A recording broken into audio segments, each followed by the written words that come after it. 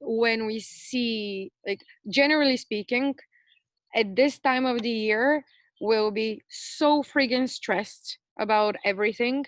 And between June being the way it has been, which June was a perfect month, it was a late season, but in June, all sorts of sunlight, wonderful temperatures, no crazy rainfall, and all of it contributed to actually the vines catching up without any disease pressure.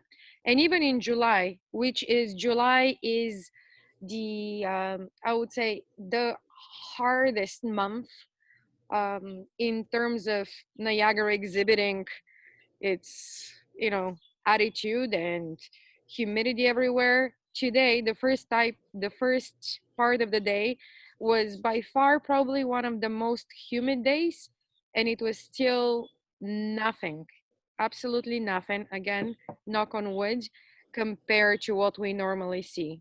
So we're very, very thankful um, that It hasn't been too dry, has it? no, so the water levels are low because, as you know, or people that have been around, there's a pond. Well, there's a couple of ponds on the like on the farm here, but one of them is completely, well, like they're both completely natural, but one of them actually gets fed solely by the groundwater that runs underneath the vineyard here. So on Niagara Bench, you have a lot of streams. Some of them are like on top of the ground, overground. Some of them are underground that feed into Lake Ontario.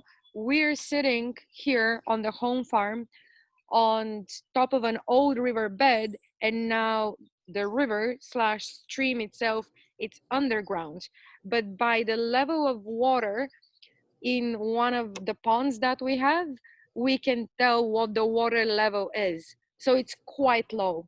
It's very similar to 2012, which was one of the um, drought years, but it's not worrying us so far. Also because the vines here are way more established at this point, with way deeper roots, and it shows. I on purpose wanted to do this outside, even though now I'm looking at myself, I'm like, nobody can actually like see the vines so well, but they're still very lush, very green, very little signs of drought stress, and not concerning by any means, shape, or form. And on top of that, even when it pours, like this seems to be the pattern in July so far, that it'll pour all of a sudden and pour overnight. The next day, there are very strong winds that dry out everything, which for us is essential. So, so far, it's looking not like a good year, and I don't want to jinx it. Again, I'm going to knock on wood. It's looking like a great year. And even if everything goes downhill from now on, we've had we couldn't have hoped for a better start of the season, even if it was late. And it's also funny to see, we're sort of perplexed, but trying to explain it to ourselves how fast the vines have caught up. And we can see that not only in the vines, but in the farm gardens that we have, even with the monarch butterflies, because we have a lot of milkweed all around the property. And every year, like, the monarchs come populate the whole vineyard, the whole farm, not only the vineyard, and then they go away, and they're much earlier this year than they would normally be. And again, like, this is considering that the season itself started much later, because as all of you know, uh, winter dragged. Even when we had spurts of, I wouldn't call it heat, but spring weather late in the spring, it was followed right after by you know, cold again and friggin' snow. So nothing came out of its sleep. Like we were 3 weeks behind in May, and now we're like a good week and a half ahead. Maybe these are the new patterns. Who knows? We're just currently like just caught up in celebrations about the very little disease pressure that we're experiencing, and we hope that it's going to continue. And but for all intents and purposes, we think it's going to be a very early harvest. Well, not very very early, but early harvest, which is second to third week of September, which for us it's early. Like normally it'll start October. The only other time when it started earlier on the 1st of September was 2012. So it's yet another new one. It's yet another new pattern. It's like that's what you can rely on Niagara for providing you year in and year out. Just Yeah. that It'll you haven't experienced before. keep all the wines interesting then. Yes, absolutely, and keeps us interested Yep. in learning. But we're like, I don't know how to properly convey the feeling because as wonderful, and I'm very thankful that over the years people have loved the wine so much and we're absolutely like so proud of them until until the grapes go into the winery. You're so very much focused on the vineyard and all the stresses you experience here, that when you see the vine suffering, it really takes a huge toll on you, especially when you don't have the whole um, tool belt to deal with whatever they're suffering from. Because organics and like our type of farming really limits your tool belt, and the only way to go forward with that in a very precise way is to keep educating yourself. But what you learn, I always say this, what you learn this year may not be applicable until 10 years from now, because everything is shifting. We are not seeing extremes like some other regions are seeing, but what we're seeing is extreme shifts from um, like desert like weather to flooding. And it's much harder to identify the pattern of Niagara and identify the pattern of what Niagara, like what not only what the grape growing season leaves on the character of the wines as an imprint.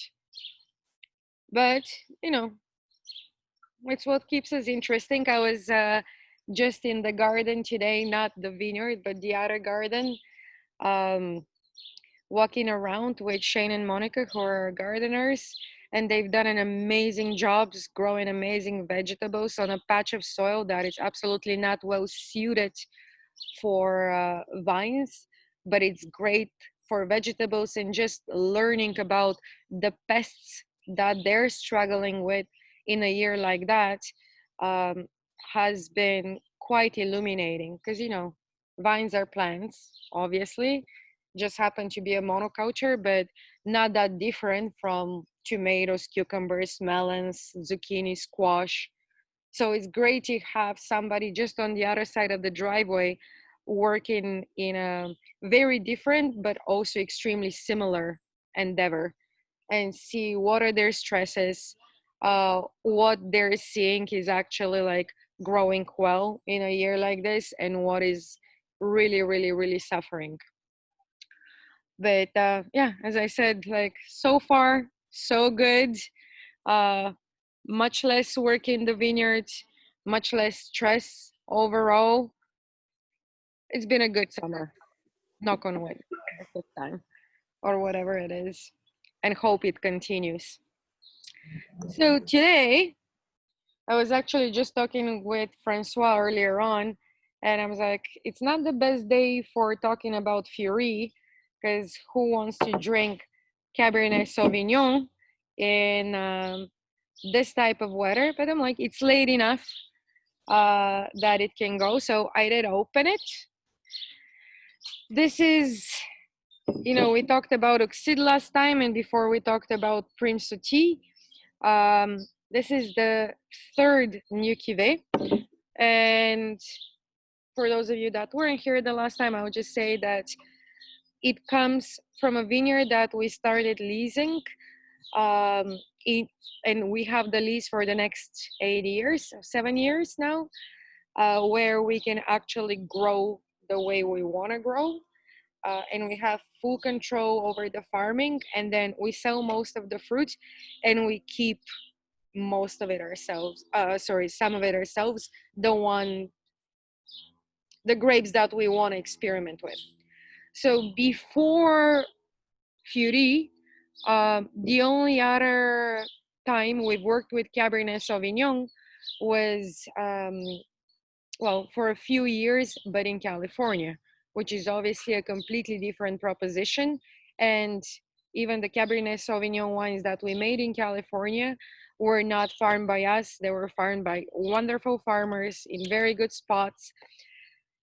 And when I started, uh, like even like thinking about it and like talking about it to our restaurant staff, just to give him context, I was saying that if somebody told us, I don't know, as recently as like a year ago, that we'll be excited about Cabernet Sauvignon in Niagara, we will not most likely, certainly have laughed, because it wasn't a grape that was ever close to crossing our heads in terms of if this is well suited. Um, Though the vines in the Redfoot Vineyard that this wine comes from are very well established.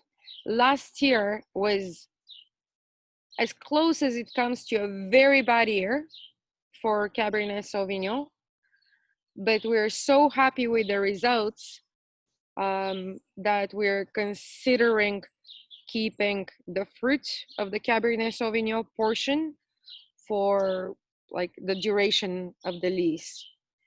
Now, in and of itself, the wine is, if when you think about Cabernet Sauvignon, you think about, you know, Bordeaux or Bordeaux blends or California. It's absolutely not that. And that is yet another way or another view, insight into how we work with the grapes. Meaning, we are not going to take this fruit and make it into what people expected. We are going to take this fruit and attempt to make it into a balanced wine that expresses Niagara and the capacity of the fruit to the best of its abilities.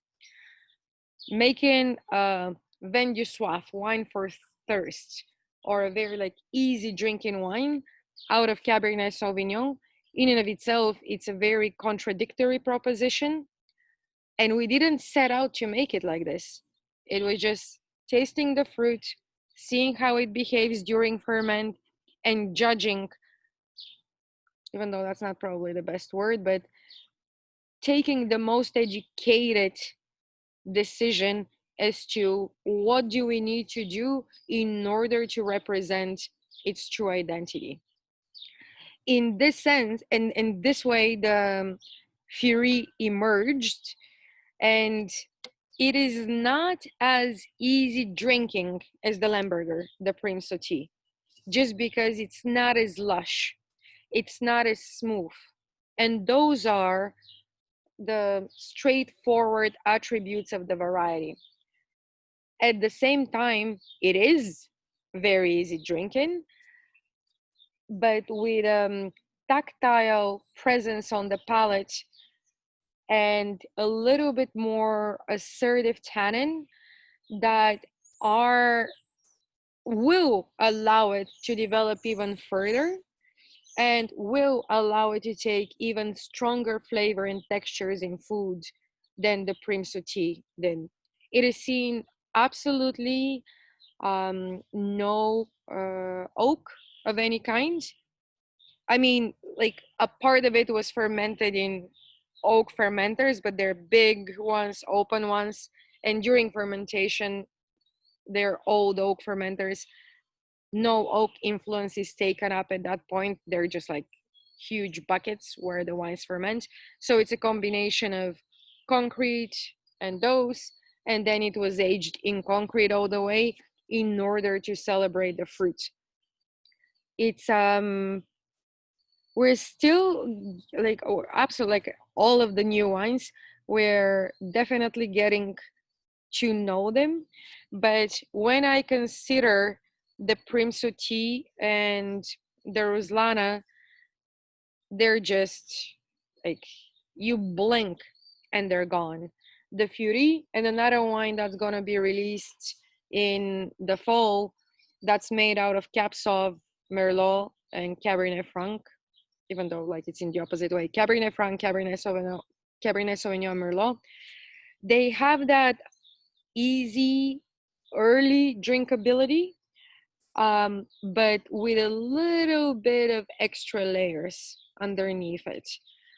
That, as much as they're vin du soif, they also have, you know, just a little bit more attitude, a little bit more presence on the palate, um, a little bit more potential to take much bigger flavors and textures, especially if going into the fall or early winter, they're served at proper room temperature, as opposed to now, you know, we had this with like just straightforward spaghetti al pomodoro last night. It's got a very, very Italian feel, like very rustic Italian feel to it, and it worked better. So it worked very well. It can take acidity, it can take fat, it can take um, bigger textures, like let's say like sausages, whatever it is. And even if not as ebullient as the Prim Suti, it's got a little bit more core, like a little, like it's a little bit sturdier. And again, it was bottled a day after the Prim Suti, so it's not a matter of like how much it's aged or anything like that. It's just a pure representation of the inherent properties of the grape variety itself. Um, we were initially going to go with a much darker label, more Bordeaux like, but you know, the label company submitted a few different options, and I have no idea why we chose this, but we absolutely love it. I think it's because it is yet another statement into Cabernet Sauvignon can not only give you serious wines with broad shoulders that can last for many, many years and that demand your attention in a four-course meal, it is also capable, at least here in Niagara, I'm not gonna make um, huge like generalizations, it is capable of giving you wines that drink smoothly, still deliver the flavors of Cabernet Sauvignon, and give you an energy, a completely different expression of energy that this grape variety can have here. I'm very much looking forward to see what we make this year with the grapes. You know, they still haven't, obviously, like they haven't started turning their color, like from green to red. But as I said, this was made with fruit that was it was good fruit, but it was in a very, very challenging vintage. So what these grape varieties will give us after a year of like a year more of us farming plus a better vintage. So far, it's only our guess. Like, is it going to be Furie? Who friggin' knows? But this particular cuvee is definitely been an eye opener for all of us about the capacity of Cabernet Sauvignon in Niagara.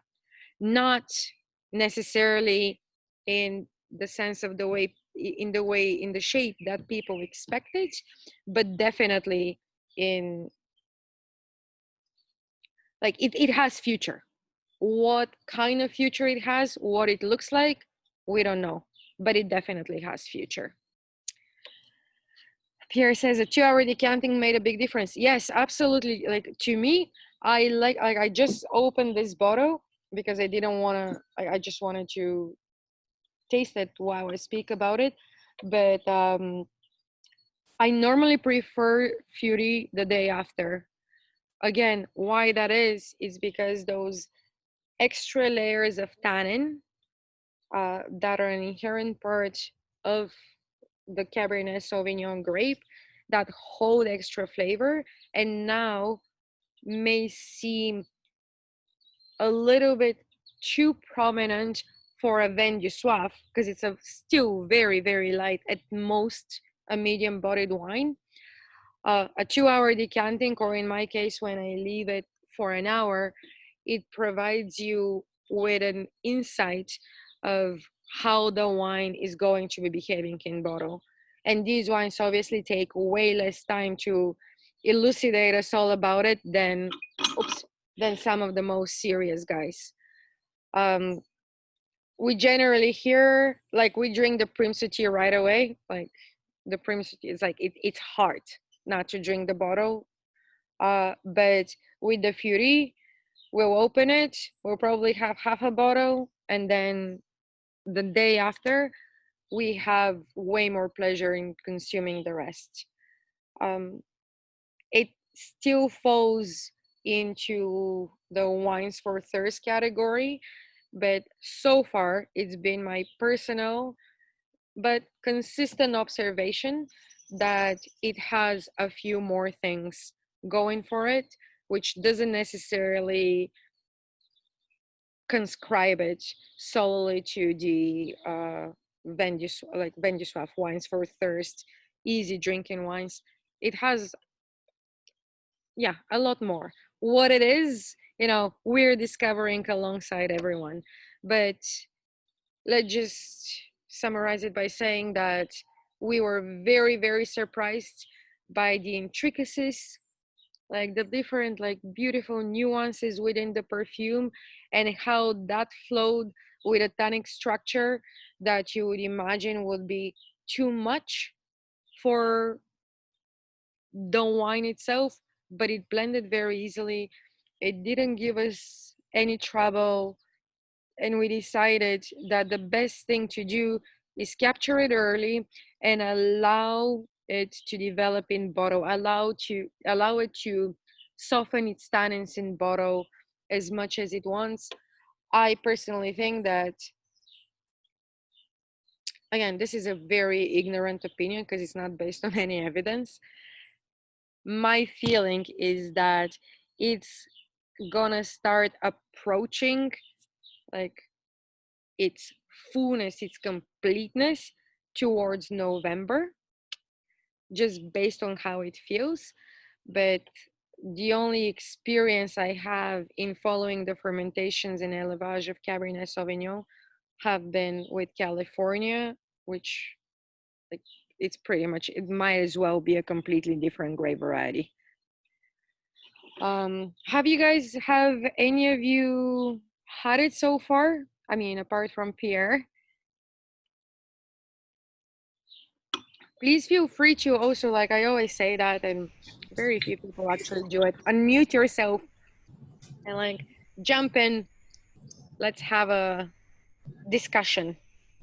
I haven't tried it myself yet. I'm having the Prim Sautier tonight, but I'm Okay. very curious to try the Fury. Mm-hmm. But obviously, I've had a ton of California Cabernet Sauvignon in the past. So I'm curious to see the contrast between what I would traditionally envision versus what you've put together with the Furie. So if you're curious, yeah, it's how do you, like it's who like one of our customers wrote me and said like pretty much the same thing, but right after he had the Fury, he's like, "Whoa, that was a wild ride." You know, I'm so used to drinking California. I almost feel that the best way to advise people is to say, don't even think about California Cab Sauv when you think about this wine. It's way closer in terms of its expression to traditional Italian Barbera or Dolcetto. It's like beautiful spicy perfume, like lovely acidity, definitely some presence of tannin on the palate, but zero oak whatsoever. None of the concentrated fruit flavors that California Cabernet will give you. Um, for us, even when we did Cabernet in California, I remember tasting it with, yeah, she was like an Italian winemaker, and she was tasting our Cabernet from California. It's like, oh, this is a Cabernet, but made from a Pinot maker, without knowing any of the history of Francois or anything like that. And it was such an astute observation, because even with something as powerful, as solid, like, and as beautiful, because California cabs got a completely different like kind of beauty than anything we can produce here. It's just, it's full on California. So even when it's handled lightly, it'll give you that concentration, it'll give you the power, it'll give you the let's sit down, take a moment, make a meal around this wine. This is the exact opposite thing. As I said, it's definitely not as easy drinking as Primso tea, but it is within the category. I personally currently, like, the only reason I opened this bottle right now is because of the tasting. 9 out of 10 times during the summer, I'm 1000% going for the Primso tea. And I know that once October comes, 9 out of 10 times, I'll be going for the Fury. I don't know if that's more helpful. Like, it works. Like, it absolutely works right now. And I don't want to bias anyone with my personal taste towards it. Um, it's it just slows me down. Not in a way that California Cab will, but its capacity to take much bigger flavors. I would drink that in Algonquin Park. I will probably not drink Prim Sautier in Algonquin Park. But here in Niagara, in a hot summer like that, if I have to have a red, it's Prim Sautier all the way.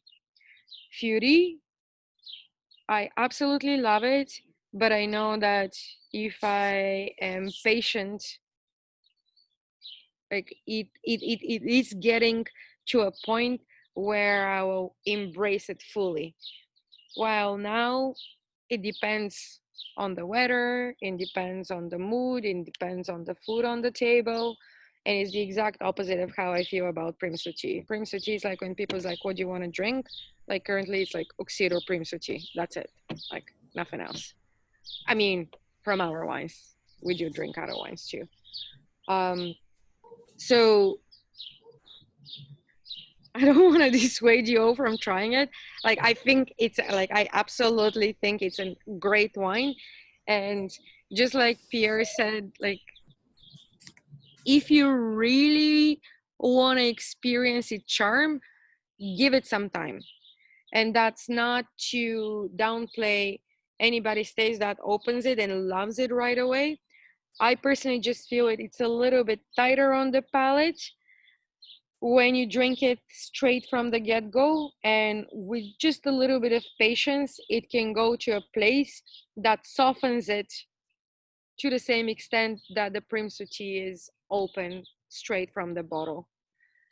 For us, it's been like when I said like Fury longing in terms of um, the descriptor of the wine, it's very much been a part of the understanding of first stumbling into grape variety that, as I mentioned before, we would never consider. Like the only reason we are considering Cabernet Sauvignon is not because we're so smart and strategic and like whatever, like fully enlightened. It is because we have it in the vineyard. Otherwise, we would never buy Cabernet Sauvignon. And this always goes back to my repetitive choir of you never know what the environment around you holds until you approach it with lack of bias and understand that you can find different shapes of beauty through grapes that are so common. Um, and people have such not only precise and diverse understanding of what these grapes are able to produce that it's hard to nudge them to a different place. But here, if we stand behind the grape variety, that means that first and foremost, and absolutely the most important thing, is that they've shown themselves to be very good mediums for expressing what Niagara is, regardless of what we feel about them. Cabernet Sauvignon is like it again. It's not like a trigger button for either me or Francois. I'll go like to 10 different grapes before I go to Cabernet Sauvignon. But you cannot argue with the fruit. You can argue with the fruit, and you just gotta start exploring what it wants to say in Niagara and come up with something that has all the markers of a plant that belongs, that we can work with and learn how to represent fully.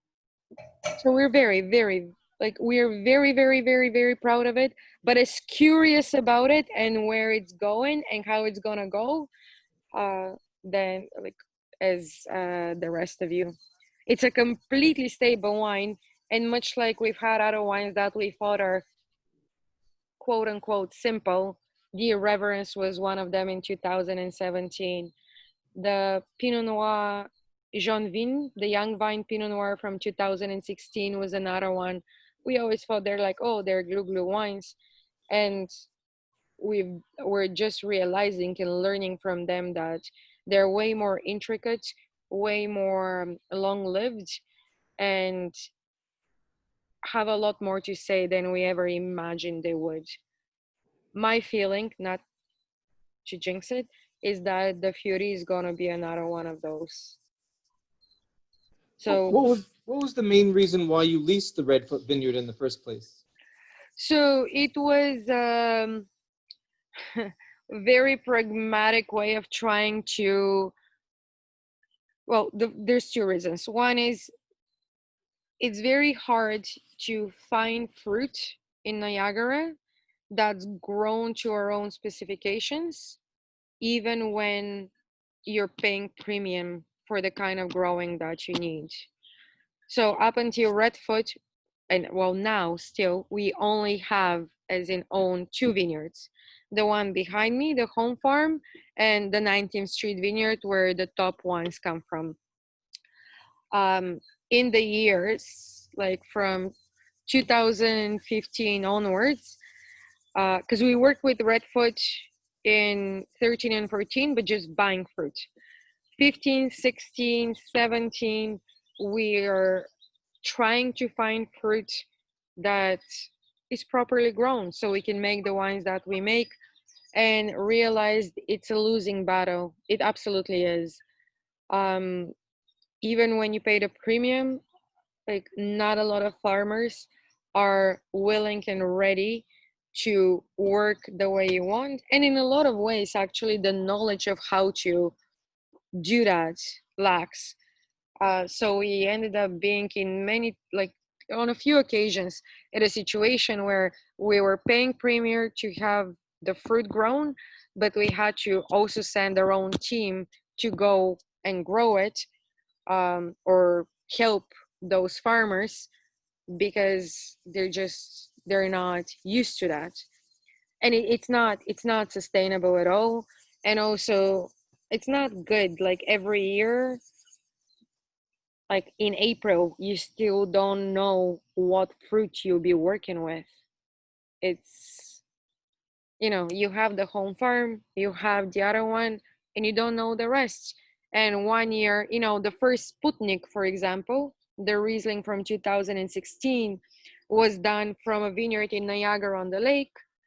Riesling, the 2017 Sputnik, was done from a vineyard called Butler's Grant over on the bench. Now, they fall within the same parameters of Riesling in terms of, you know, more easygoing, more approachable than the Black Bowl, much more. But there's no way to compare an Alsatian clone grown on um, clay sand soils to like 30-year-old vines of the Weiss clone, which is the Mosel clone, grown on the bench. So you're just kind of like scrambling. You're trying to see what you can get that like flows with your ethos and allows you to produce the wines that you want to produce, not in terms of character, just in terms of like integrity, just like the way they're farmed and all of that. So there's no follow up if you don't own, like in Niagara, if you don't own or don't lease long term your fruit source, you're forever destined to scramble like that. The other reason is that it complemented the soils that we have. Since 2013, we've been excited about the red clay soils that are in the Redfoot Vineyard, um, because we did the Gamay there, the 2013 Redfoot Riesling. There's a 2013 Métier Blanc de Chardonnay that's partially from there. And in 2014, we also experimented with Viognier on top of the other three that I just mentioned. So we kind of had a feel for that vineyard and we liked it. The initial spur was the Gamay, because Gamay likes to be on iron. But then we realized that Riesling does very well there too, and so the Chardonnay.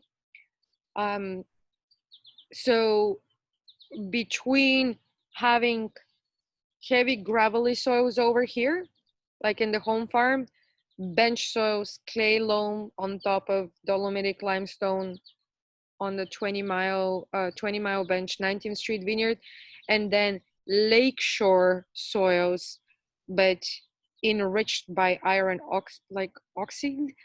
We are, at least to our own opinion, we're working with the three most interesting type of soils. And it's the grape varieties that are there are also important, but as I said, we keep very little. Like it's a 60-acre vineyard, like we keep like at most like 15% of that. We sell the rest because we don't have the capacity and we don't want to process all the rest. It's a different type of winemaking. Pierre is saying, so other Redwood grape buyers are benefiting from your management? Yeah, definitely. I mean, I think so. You ask them, because there were a lot of the Redwood grape buyers before, where they would machine harvest and spray all sorts of sprays to get rid of ladybugs during like right before harvest, if you don't spray for ladybugs, those ladybugs can actually taint your wine, um, like in a bad way. Here we go through heavy sorting, manual sorting, and we never spray the vines for them to, like, to kill the ladybugs. And obviously, like, bigger wineries are not cool with that. So when we refuse, there are like some long-standing contracts on the Redwood Vineyard, and when we refuse to spray for ladybugs, that didn't go down very well. But it is what it is. It's like, you can spray for ladybugs 2 rows over from where you harvest, and even like talk about, like, we don't even advertise we're organic, but we don't even, you cannot talk about the organic viticulture or caring about the vineyard where, like, it's a matter of like less than 5 meters you're spraying. So we lost some contracts, we gained some more. uh Hopefully, I was, one of my biggest things was I was actually pretty amazed by how hard it was to sell organically grown fruit with $0 of premium. So you can buy conventionally grown fruit, or you can buy Pearl Morissette organically grown fruit. And like the amount of people that had to be convinced, or like just walked right out of there, was a very good insight into where the headspace of a large portion of the population, of the growers population, of the winemaking population here is. Because if anybody asked me before we did that, what would be my projections, I'm like, we couldn't even keep those things. Like, of course it's gonna fly right away. Organically grown fruit, great site, same price as conventionally grown fruit. People in my head should be like fighting for it. It was the exact opposite. It was the exact opposite. So little by little, you know, I hope that as we go forward, we are able to change perceptions.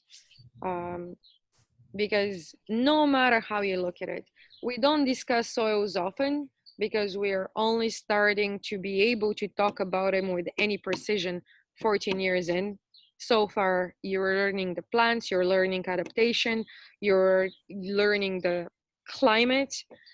And once you have the patterns somewhat in check of all those 3 things, then you can actually start talking with precision about the soils as well. Because before that, it's just, as Francois says, boom, boom, it's like, it's like, this is not Burgundy, this is not Bordeaux, this is not the Moselle. Like, the soils have not been explored for like 20 centuries, 10 centuries. They've been explored for 50 years.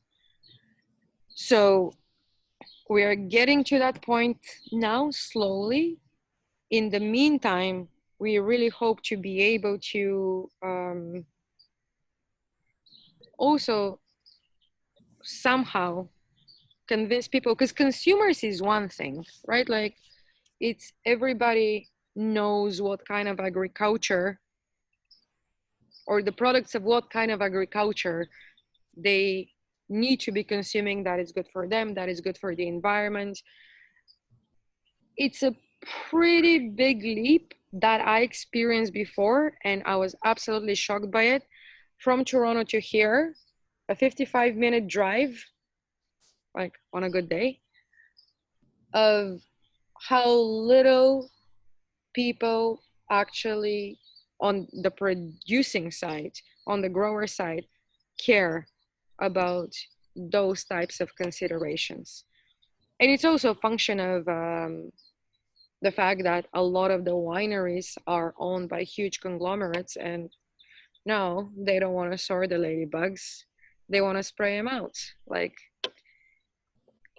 and then, or even if you are growing organically, there exist so many different certifications that you can, like, what is considered organic on one side, it's considered completely wrong on the other side.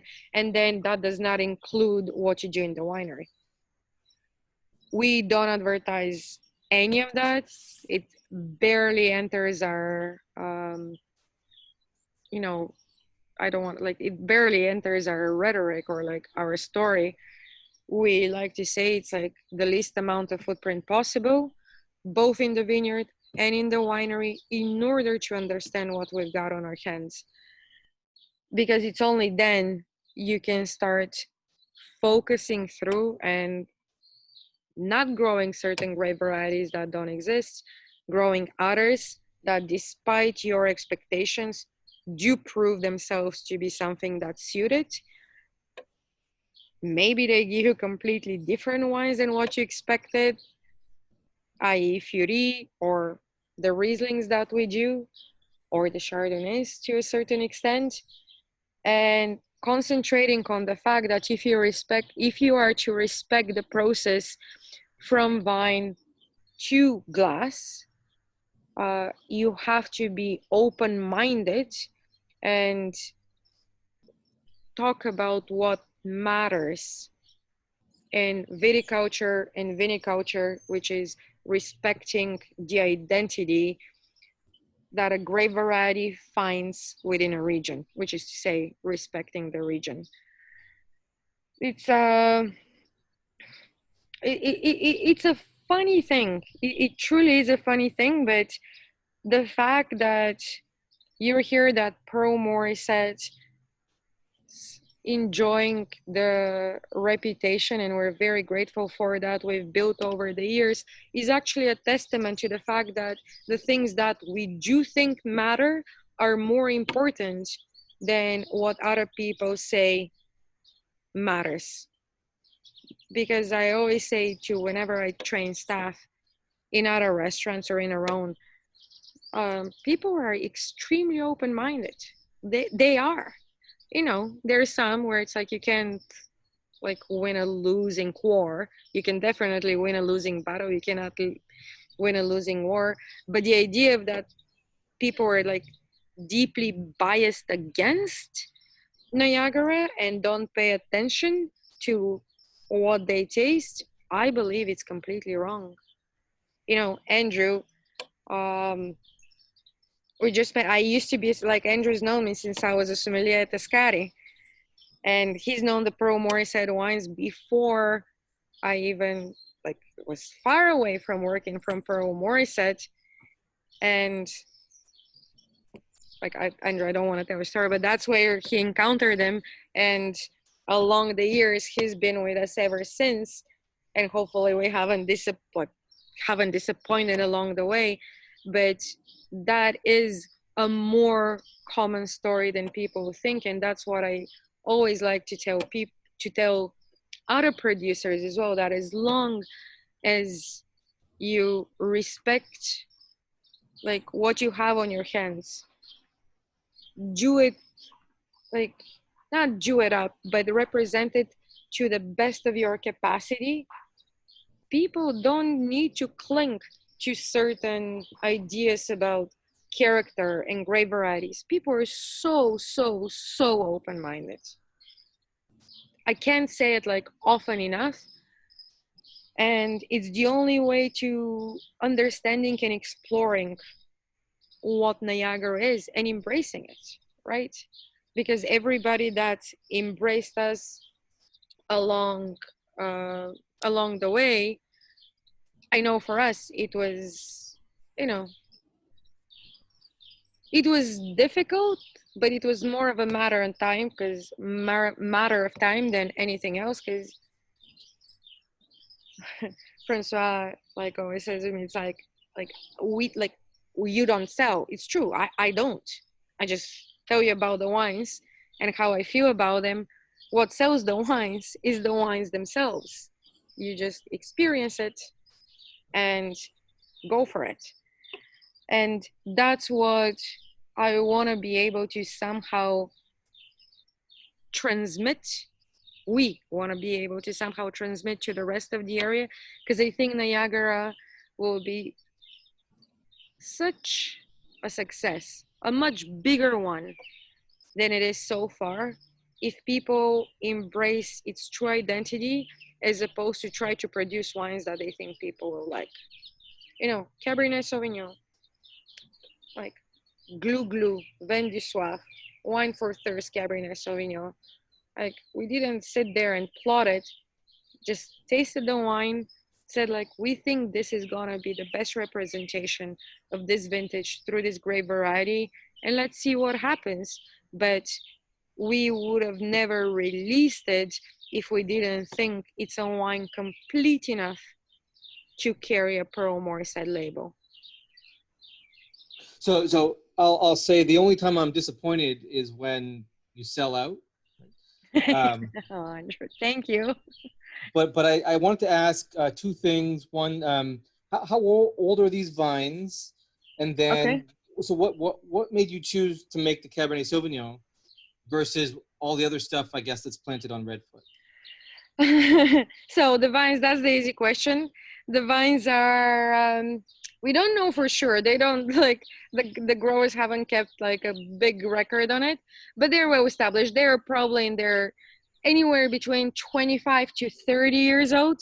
They're older than the Cabernet Franc on 19th Street. They certainly are. But last year, because we took the vineyard over like mid-season, so we didn't have a say on yields, because and also you have to deal with the farming that's been happening for the last however many years they've been there. It's vines in transition, right? Like I know that the fruit will be way more serious this year, because even the bounce that the vineyards already made, when I went there today just to scout for disease, it's like it's got nothing to do with last year. And last year already, like 3 4 5 months in the farming, that's what Niagara is great for. It can like you can turn a vineyard if you pay attention to it very very very fast. And why I'm saying this is because since 2017, one of the biggest lessons that I've learned is that the age of the vines, as important as it is, it's not as important as the farming and the health of the soils. I've seen like vineyards that are much older than 19 that than our 19th Street vineyard that been produced from fruit that's only been farmed in a good way for 2 years, produce wines that are way, way, way, way, way simpler than much younger vines on our 19th Street vineyard that have been farmed properly since 2007. And for me, as an ex-som, that's been one of the biggest revelations. The fact that, at least in Niagara,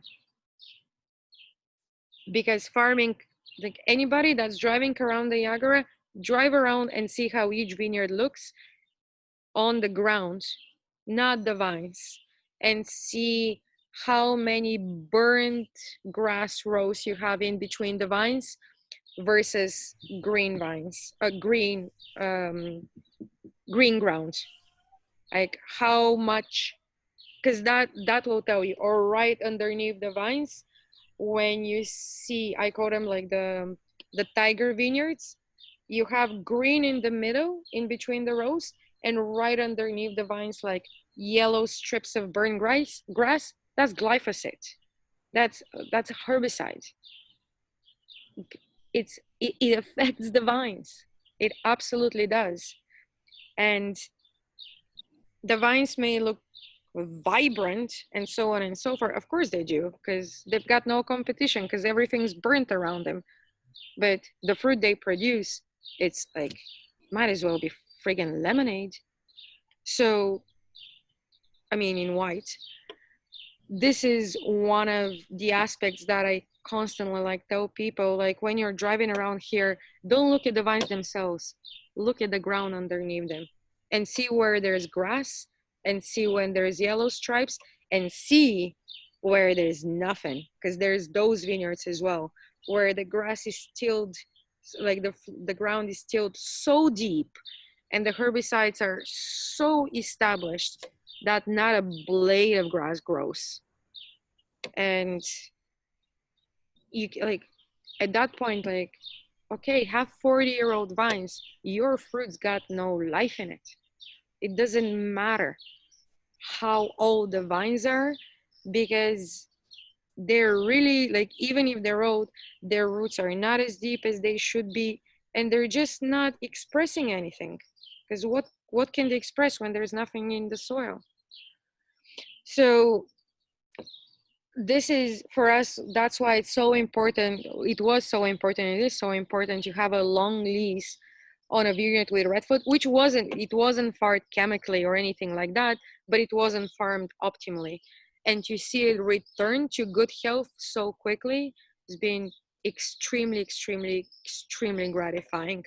And I know that all of the fruit that we're gonna decide to keep next year is already gonna be a few levels up. And in terms of why we decided to, uh, it was like Andrew asked me why did we decide to keep the Cabernet Sauvignon, right? Yeah. Well, why you chose to make Cabernet Sauvignon rather than whatever else grows there? I don't know what else grows there, but So this is the funny aspect of the answer, because you've known us since what, 2011, 2010, and most of the time Pearl Morris had a predominantly white wine portfolio. It's like full on, like 3 different types of Chardonnays, Riesling, and then like when I joined, I fully got into Riesling, so there was like 3 different types of Riesling. And red wines are like red vines are pretty hard to come around in Niagara. So apart from our own red grapes, it was much more difficult to source red that's farmed properly. We've only bought redfoot before in 13 and 14. Yeah, and that is it actually. While in whites, we've like white grapevines, white fruit, it has been more like easier to find for sure. so you And bought Cab Franc in 13 and 14 from Redfoot? we did, yeah, Cap Franc. We did like the 2014 Métis Cap Franc. It's a combination of our own fruit and Redfoot Vineyard. And we also bought from another small vineyard, but only in 14, and that was blended in as well. But Cap Franc and Gamay are the only other red grapes that we've ever bought. I'm just like going through my head. Oh, and Lemberger since 2018 when we did the first Lila for Isabel and Raval. So one, they're more difficult to find. And when I say that, I mean quality is more difficult to find. Secondly, Cabernet Franc, because we were always like looking for Cabernet Franc. Um, Francois always says like, "Oh damn it," before, and like in a very, very gracious way. It's like when I first started coming here, people were trying to get rid of Cabernet Franc, and now you cannot find Cabernet Franc for the life of it. It's like everybody just jumped on the Cabernet Franc, which made it even more difficult to find. So in the Redfoot Vineyard, the fact that, again, in true Pearl Morissette manner, we went into the summer with one rosé that like is gone, obviously, as everybody knows. One white, but not from last year, from 2018, the Oxide, that's gonna be gone like soon because it's small production. And we got 3 reds. I mean, the Furie, the Primsouti, and the other one that's going to be released afterwards. So in terms of these democratic, easy drinking wines, all of that stuff, like it's our way. We go to like 70% white to 70% red, and always in the wrong season. But makes life more interesting. Um, so the simple answer to this question is why we chose Cabernet Sauvignon, because we're like, you know what? Oh, here we have all the red that we can want. There's Cabernet Franc, there's Cabernet Sauvignon, there's Gamay that's going to be bottled in the fall and released next year at some point. The Pinot in that vineyard we all used for the rosé, but we have Pinot from the home farm here. So for years we were struggling to find reds that we want to work with, and in 2019 it was an embarrassment of riches, like in terms of reds, and we fully indulged in it to the point where we have no white. It's like there's no extremes here, no drama, nothing. So none of it is measured or planned in any strategic way. It was, jump on it. We actually we also, apart from the ones that are bottled as single grape varieties or as the Lemberger in a little bit of a blend, there's Merlot in that vineyard, as well as Syrah. So the Merlot we found works, surprise, surprise, works beautifully with Cabernet Franc and Cabernet Sauvignon. So there is a little bit of it in the Prime Sautier that just rounds up and gives it that glossy, beautiful feeling. And there's a little bit of it. It's a very, very small plot in the auto wine that's going to get released later in the fall. Va Vient, it's called. It's our Bordeaux blend. Yet another wine that won't be released until next year, but that we absolutely swore, despite the fact that it's my favorite grape variety in the world when it comes to red, Syrah. Syrah from Niagara. I've loved some Syrahs from Lely Vineyard before, deeply loved them, but they had a very special spot on the Niagara River.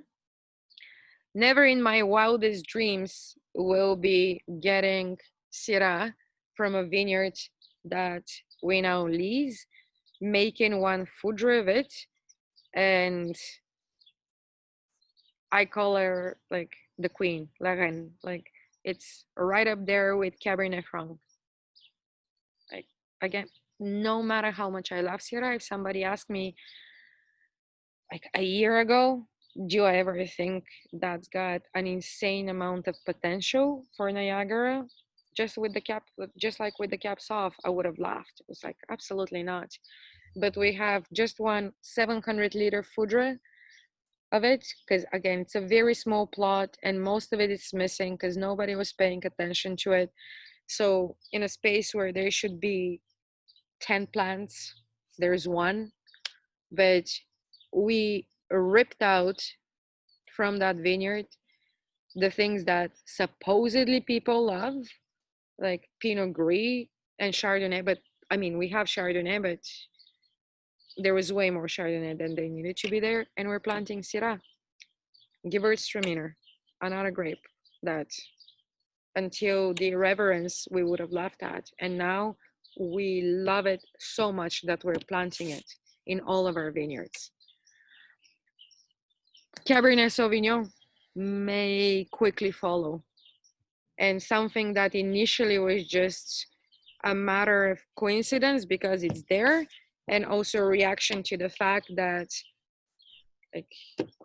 is 3 Chardonnays in the middle of December plus an irreverence is not the most balanced portfolio you can go forward with. We're currently on the other side of the pendulum, where we have Cabernet Sauvignon and Lemberger, and obviously the top guys, but in the drinkable guys, Cabernet Sauvignon and Lemberger, and a dry Riesling, which is gonna be done very fast in the middle of July. So we're gonna get there at some point, trying to balance the portfolio, but I don't know whether it will ever be optimal because at the end of the day, we don't make wines for the season or for the market. We always make the wines in a way that we feel best represents what we had on our hands during this vintage. And yeah, Cabernet, the latest thing was Glue Glue Cabernet Sauvignon from the Redfoot Vineyard that's never seen oak, always been in concrete. And we love it. We like, I'm sure, just like with the Irreverence, we're gonna keep learning more about it. So if you have it, I would say if you like drinking it now, drink it. But also, this is the kind of wine that I would stash a 6 pack, because I know, like, next time this year we're gonna be doing that and maybe releasing a different vintage of something else, and I will be telling you, it's like, if any of you has the 2019 Furie, go open it. It happens more often than you think when we're proven wrong in our own estimates about the wine. Because I mentioned before, the Pinot Noir from 16, the Irreverence from 17, even the Métisses, like from every single year, like have, I'm not saying that they're gonna change your life, but by the time people start clicking into the wines, which is to say, by the time the wines start showing themselves, it is right at the very end or a couple of months after they've been sold out. And I think in that sense, the Fury may be the prime example of that, because it's tasty to drink, it's beautiful, throw some sausages on the grill, anything. It'll go great with like vegetables, so on and so forth. But what I taste on it when I taste it like on the palate is that there is much more to come. And not to overquote Pierre, but like, yeah, 2 hour decanting or a day of air. Like, open it, decant it, leave it, or open it, have a glass, cork it, leave it, and have it the next day. It's, even to me, it's a completely different sensation, and it encourages me both in terms of where the wine is going, but at the same time giving me a lot more pleasure. And as immediate as the Prim Sauté is, because the Prim Sauté is like in your face, lovely, satiating. My favorite, my absolute favorite, the Prim Sauté. But I know the Fury will steal its place soon enough. Eric is saying, Svet, with you sitting outside, we can't help but notice that the gun sound that is often characteristic of the property isn't going off right now. Why? Is that a time of the year thing? It's very peaceful. Yes, it is very peaceful, Eric. So the guns start going off when the fruit starts changing color, which is veraison. It's what it's called. Currently, all the grapes are still green. They're just in the process of swelling up, swelling up, swelling up. And by normally it's around mid-August. We'll see when it is this year. It's when they start, the green grapes, sorry, the red grapes obviously start turning purple. And then the guns start going, because right now the birds are not at all in the vineyard. There's nothing there. There's just like very tannic, green, acidic berries. They couldn't be less interested. But when the sugar and the sweetness start developing in the berries, which is exactly when the skins start turning color, that's when the birds, it's like party time. And that's when you hear, like, Niagara becomes like a war zone.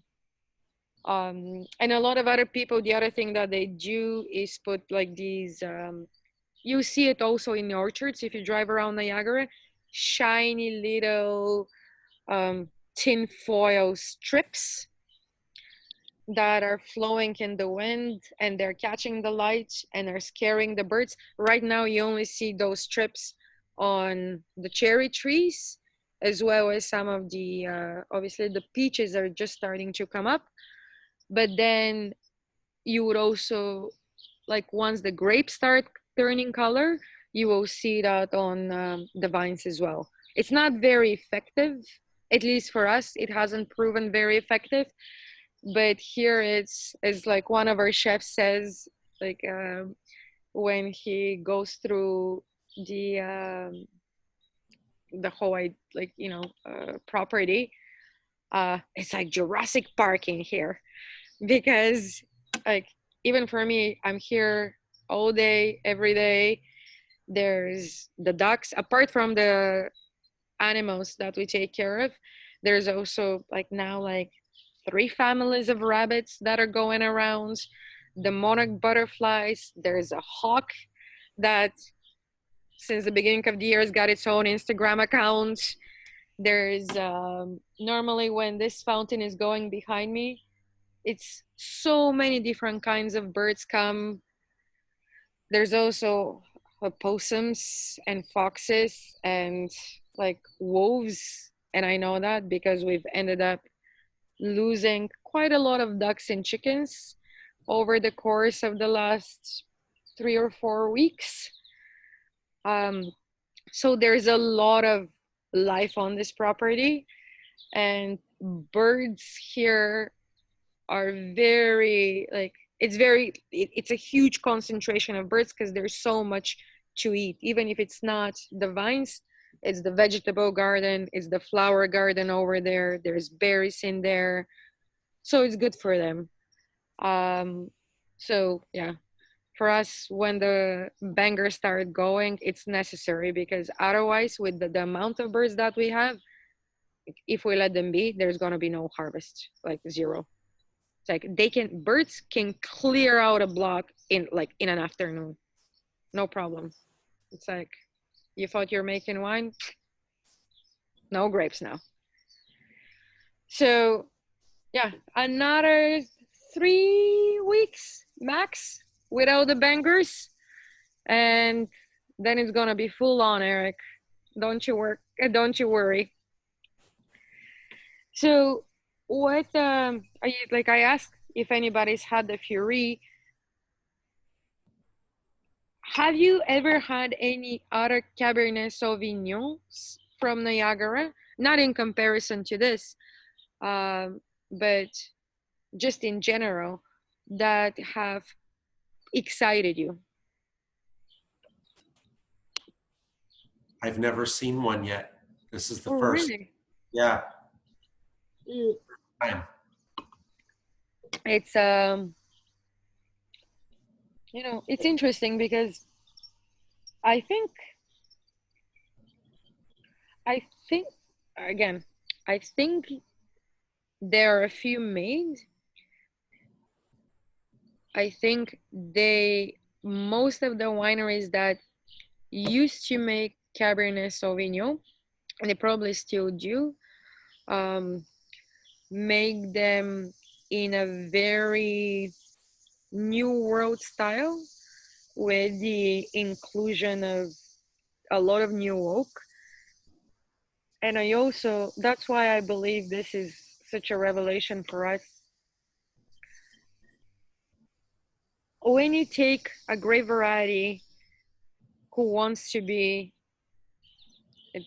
at least in 2019, very like generous in terms of its approachability, and not necessarily broad shouldered, but something with a lot of, as I say, like fiery longing within it, meaning there's a lot of spunk, a lot of fire in that wine, but none of like the square attitude. Traditionally, what's been approached to wines like that is to put it in a lot of new oak, which will give it the padding, and then put it in a heavy bottle, and then, because new oak is expensive, you sell it for a lot of money. And I think, I mean, I don't want to, like, I don't mean it in a judgmental way. it's tourist wine, or it has been tourist wine. Um, while we'll see, like as I said, like we don't know, like we're in love with the Fury right now, but I don't know what happens this year. It should be like even way better, and gives us the opportunity to make like a more serious wine, the Cabernet Sauvignon, based on the way the vintage has been going so far. But we don't know, it's still July, like there's time until the end of September.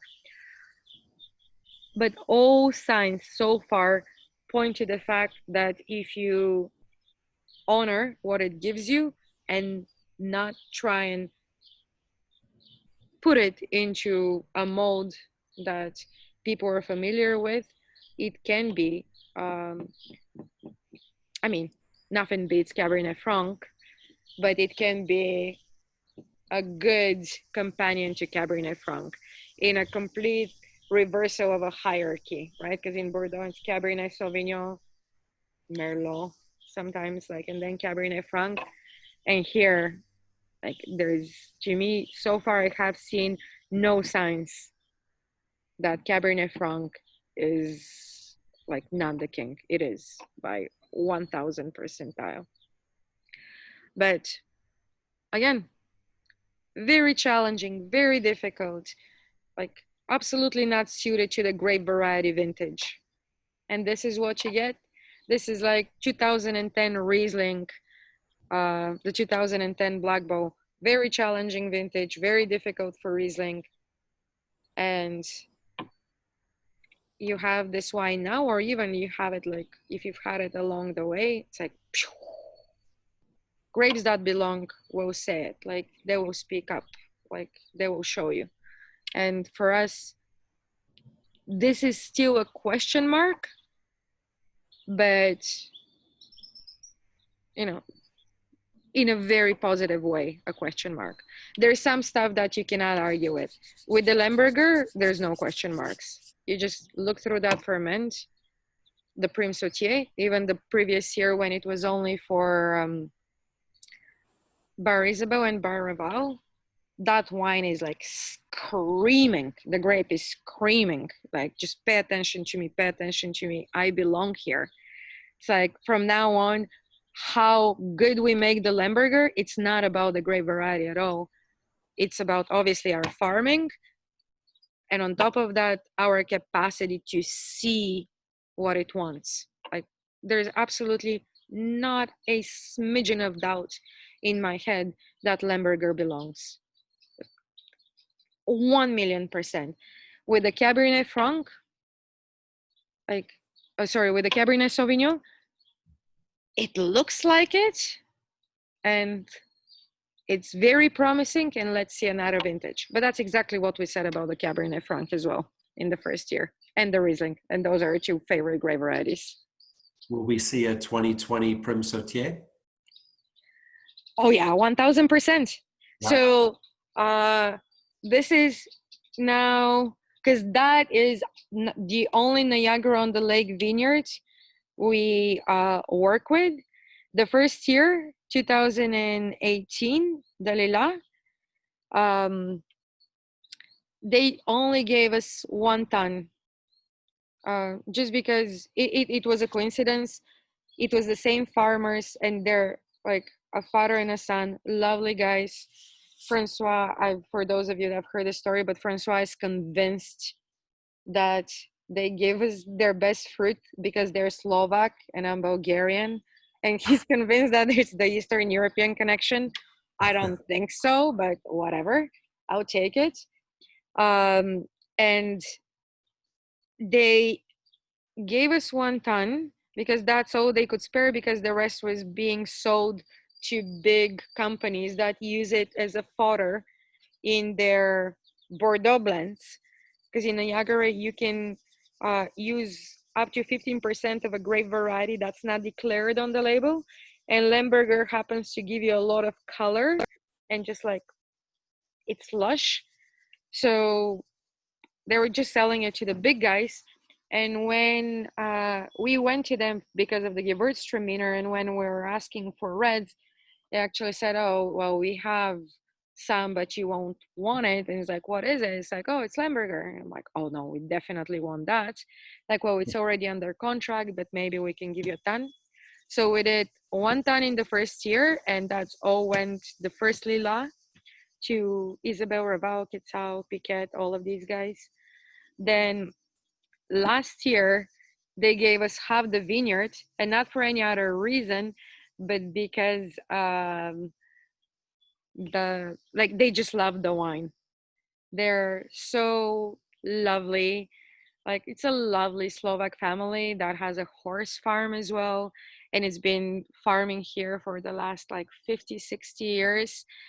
And they said it's for the first time they actually love drinking the wine made from their own grapes. Um, so we made, there's still some Lila that's different than the Prim Sautier, but because they gave us half the vineyard, we were able to make the Prim Sautier. And we were actually just talking to them this year, today, and it said that if we wanted, like, we can take the whole vineyard. And for Wow. us, it's like, yes, 1000%. It's a beautiful vineyard, Niagara on the Lake, a great variety that we absolutely adore, so well suited for these kinds of wines. And it's another way of shining the spotlight on Niagara and its capacity to provide a lot of pleasure, even if it's with a grape that not a lot of people are familiar with. But as I've been saying, you don't need to be familiar with. You just need to taste the wine. That's all it takes. So yeah, that is here to stay. Like, these are probably, like, I mean, now, since leasing the Redford Vineyard, we don't work with anybody else apart from the guys in Niagara on the Lake.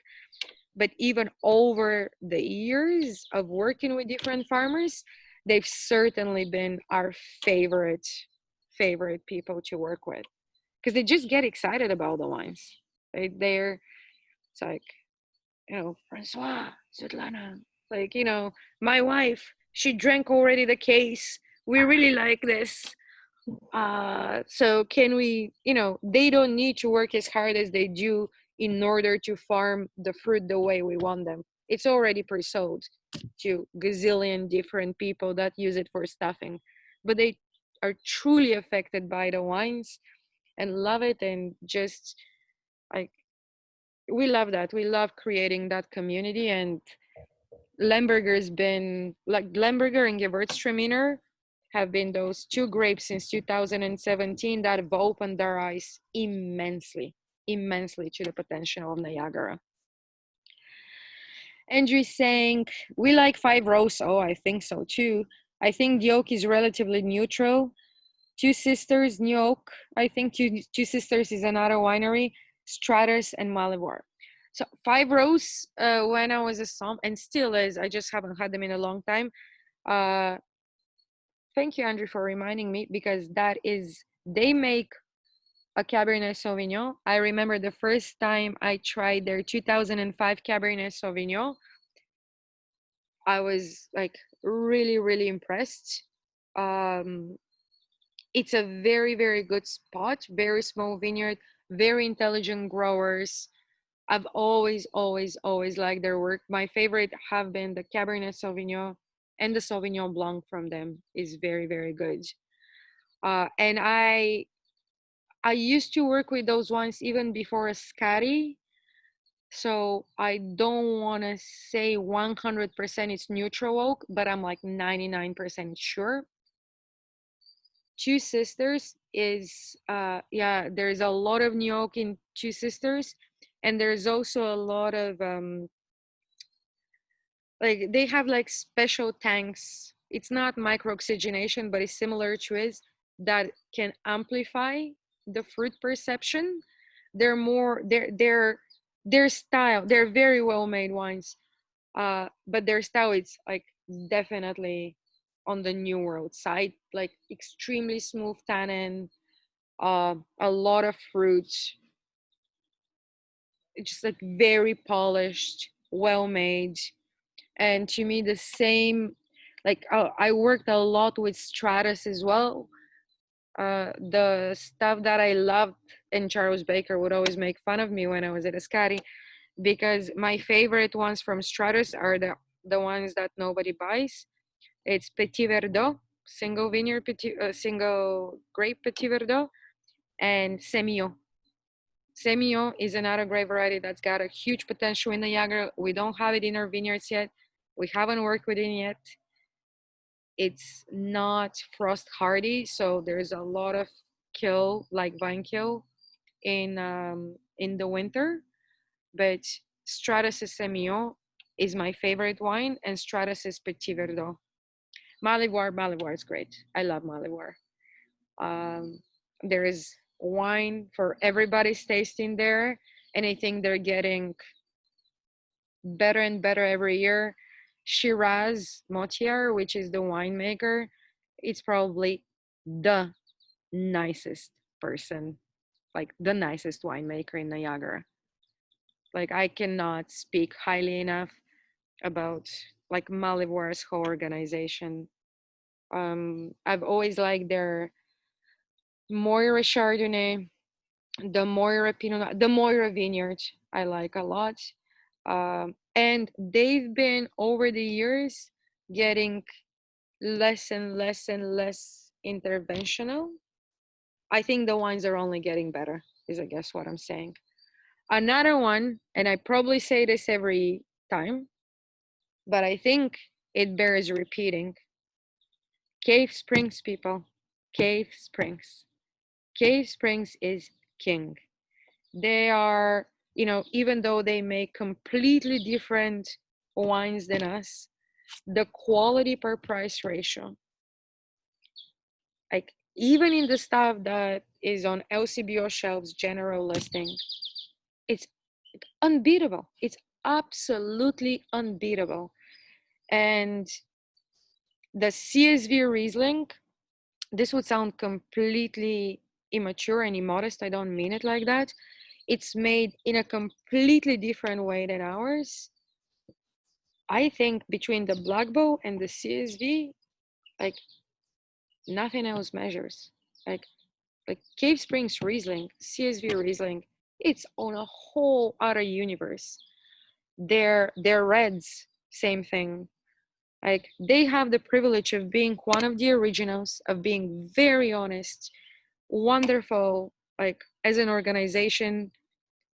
Also, like just Angelo Pavan, who's the winemaker, has been the winemaker since the mid 80s, and now Gabriel DeMarco, who's the young, he used to be assistant winemaker and now he is the winemaker. A brilliant coupling. Me and Gabe actually have a joke, which is made because, Jordan is not a well-known wine village. Is Vineland, Beamsville, then Pelham, whatever, like Niagara on the Lake. Um, and they're 2 minutes away from us, driving, 7-8 minutes walking. We barely see each other unless we're at Toronto in an event. But we have the hashtag Make Jordan Great Again because it's just the two of us here. And it's not because of that, but I've always, even before starting to work with Pearl Morissette, there's other two wineries from Niagara that I work with. It's Cave Springs and Lely when it wasn't, like before it was sold. So Cave Springs on all levels, over delivering. Like I forget, like I think like the general listing Riesling or Pinot, it's like $11.95, $12.95, like dollar bottles of wine. It's like nothing can beat that. Again, they're not gonna change your life, but if you wanna drink something pleasurable that is not going to offend you, and it's like $12.95, like it's amazing. It's absolutely amazing. And their viticulture is solid too. They're just doing their thing in a way. Again, This is not an official opinion out of Paramore, and I don't want to get in trouble. It's my personal opinion. Um, I don't want to get in trouble not with Paramore said, but with the rest of the area. Like nobody comes close to Cave Springs. Sparkling, CSV Blanc du Blanc Sparkling from Cave Springs. Like with all due respect to Quebec Catherine, like from Henry F. Pelham, like CSV Blanc du Blanc is like it's on another level. This is our house sparkling at the restaurant. And a lot of those, the vintage ones, even the non-vintage ones that are in the LCBOs are an insane value. The vintage ones until like 3 months ago, pretty much, the current vintage of the top one was 2009. 8 years on the lease, 2 years in bottle. Like $38 blind. I cannot tell you the amount of people that I've poured this blind for, like international winemakers that thought it's champagne. And not because like, oh, champagne this, champagne that. It's just they're brilliant wines. They're absolutely brilliant wines. If you can get your hands on old vintage CSV Rieslings, which they actually do hold a library like us, and like the Blanc du Blanc sparklings, those are my two favorite. But on any other level, any other grape variety underneath that, I'm always amazed by how little attention people pay to Cave Springs. And I think it's kind of, that whole idea is like because everybody's familiar with the brand for being on the shelves everywhere, they kind of think it's mass produced. It's not. It's very thoughtful, very precise, very like down to the ground work. I cannot say enough good things about Cave Springs. Yeah, you can get the 17 Riesling or the 13 Sparkling. Oh, yeah. And that's the other thing, that they only make the Blanc du Blanc, the sparkling, in years that are suited for it. There's no bullshit there. There's no smoke and mirrors. There's nothing. And what, at the price points from the cheapest to the highest price points, they always over deliver. I'm always surprised. Not surprised because I love them and I know them now, but I'm always surprised by how little they're appreciated for like just the quality of work that they do. It's really, really, really great. Okay, Cab Franc is the best, Pierre says. Yes. And Cave Springs Cab Franc is really good. Yes. And they also have this La Pena, which is, I haven't had it for a while. We have some, because Gabe and Angelo and like Tom Penacchetti, they pop in every once in a while, but it is very funny that now, like, I used to see them way more as a som in Toronto. And now when we're like working 10 minutes away from each other, we see ourselves like twice a year, maybe, unless somebody just like pops in to drop off some bottles or we go there to drop off some bottles. But La Pena is the name. And it's a Cabernet Franc and Cabernet Sauvignon blend. Don't quote me on that because it's been a while, but I think generally speaking, that's what it is. And it undergoes through a certain amount of appassimento, like the drying of the grapes, which works very well. We never do that. It's just not our style. And I don't even normally like appassimento wines, but I've always liked it in La Pena, the Cave Springs La Pena. And it's spelled Penna, which is the Italian word for feather. So very good wine. Honestly, you won't get like, I would say, if you're thinking about Niagara wine, apart from Pearl side, it's don't blink twice about Cave Springs before anybody else. I truly, like I say that with all sincerity. almost sincere. I would have said the same thing about Laley before it got sold, but it's no longer the people. Like, you know, Derek Burnett was the winemaker there. He's no longer doing the wines. They're not, the people that grew the vines are no longer growing them. But the way I feel about Cave Springs, the way I felt about Laley, unfortunately is no longer the same um, management. But Cave Springs is, and it's only going from one strong point to another. So, like, never think twice about even like getting a Adam Steps Riesling or whatever, like estate Riesling for, I think they're like $13.95 at the LCBO. I mean, obviously you have to be in the mood for a somewhat sweet Riesling, but it's great. It's absolutely great. Well done. Any other winery will charge you like double that money for a Riesling in that style, not Cave Springs. And it's good. Guys, I'm so sorry, but the what's it called, the situation over here with doing this outside is that I'm getting eaten up alive by the bugs and by the spiders, and I'm gonna try and save myself unless you have more questions about the Fury. It's like, I know it was about the Fury, but see now, like, we didn't, like, I talked very little about the Fury. And I guess my final message is crack it, chill it a little bit, enjoy it. If you have the Prince tea, compare it, because some of you, despite of everything that I said, may absolutely prefer the Fury, especially when you like a little bit more of a tactile presence in the mouth. It's just a matter of taste. Like, the Prince tea is not better the Fury or vice versa.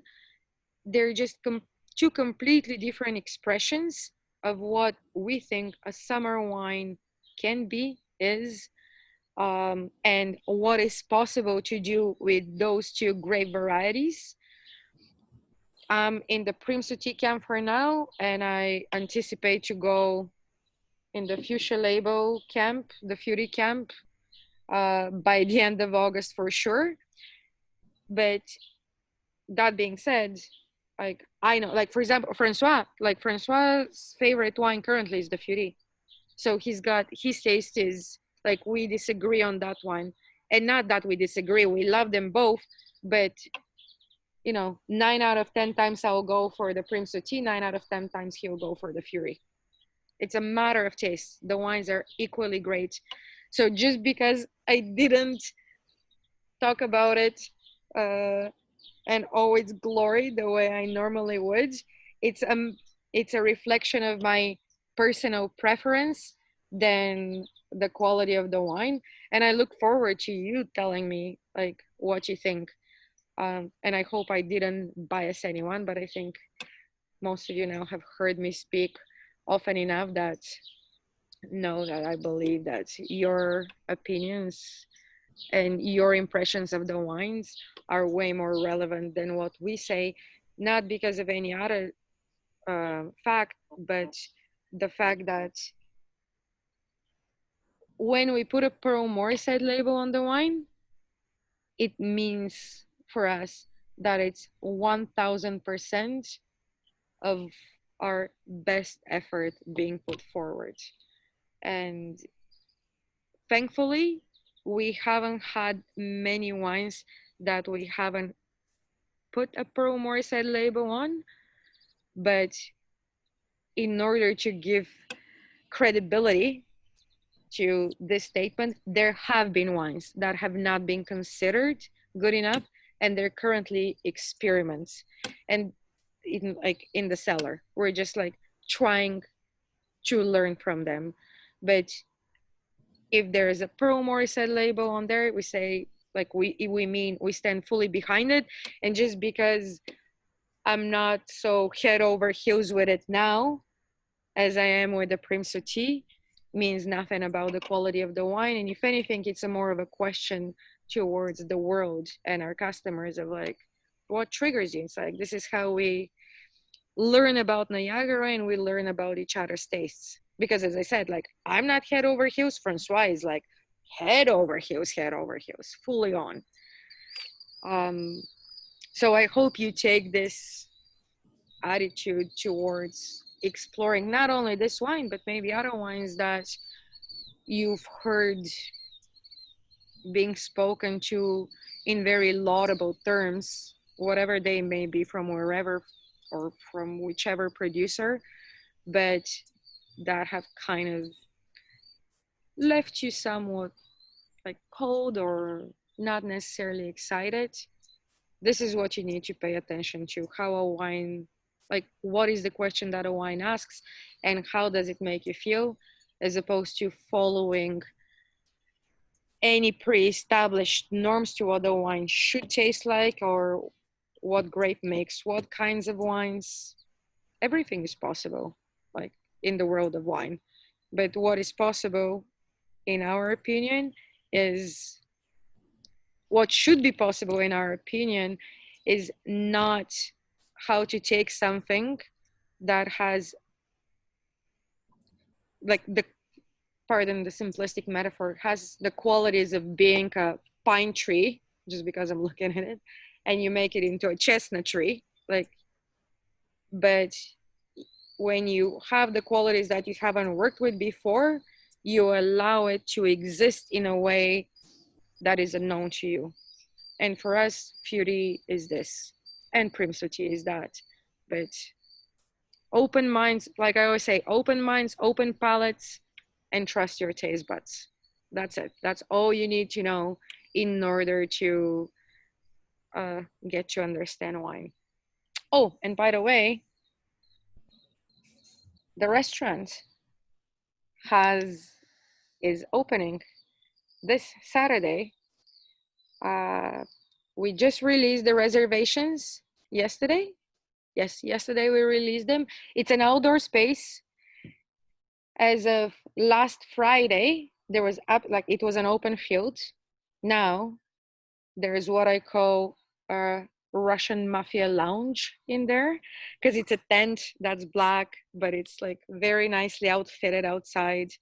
It happened over like 3 or 4 days, and the guys at the restaurant have been working so hard, and we've been working so hard to give him like water, electricity, all of that. But if you wanna experience Niagara in its most beautiful, because this in August, and obviously harvest as well, but you don't know how the temperatures will be, it's where Niagara is most beautiful.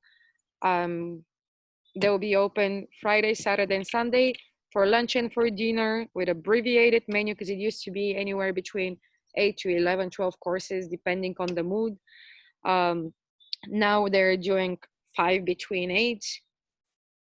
It's right across from the winery and right next to the cows, in a field of in a field full of beautiful plants. And yeah, it's in a prairie. It's called Le Prix, which is in French the prairie. It's good being there. I was just there inspecting how the lights are working. It's a good place. If any of you are coming, you all have my email. Shoot me an email so I can come say hi and maybe pull a special little back vintage, because we always have that in a winery. So don't I have, hesitate. I made a reservation yesterday. I'll send you the details. Okay, perfect. Here you Yes. go. And I'll be I there. already know Eric is coming. So anybody else, whenever you decide, let me know. Awesome. Thank you very much, guys.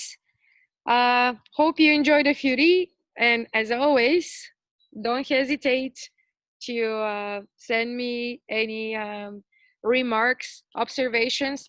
Pierre, I'm just going to tell you this. I owed Corey a couple of emails, which I'm proud to say I responded to yesterday, and you are my next one to respond to. It's like I've been owning people so many emails and so many answers back, and I'm trying to get to them, and you're all like starred in my inbox. But I will. You can rely on me 1000%. I will get there. And this is just to say thank you for all the thoughtful emails that you've been sending, because they're very much appreciated, even though I take my sweet time in like responding to them. but it's not out of laziness. And Matt Thank you. too, as well. Matt, like I owe you an email as well. That's okay. Thank you for meeting with us every week. Thank you guys. And the only reason why I haven't put out anything else yet is because we just don't know what's gonna happen with the opening of the restaurant. And how much that will take away from both mine and Francois' time. But the moment we go through the first week, 10 days, like I'll send you an email, and Milton will post a new schedule of the new. There's actually there's not gonna be a new release coming up anytime soon, but maybe we can have like even nerdier sessions than the usual. Perfect. Thank you. Have a good evening, everyone. Enjoy your what's today? Thursday. Thanks, you too. Thank you. Bye. Bye.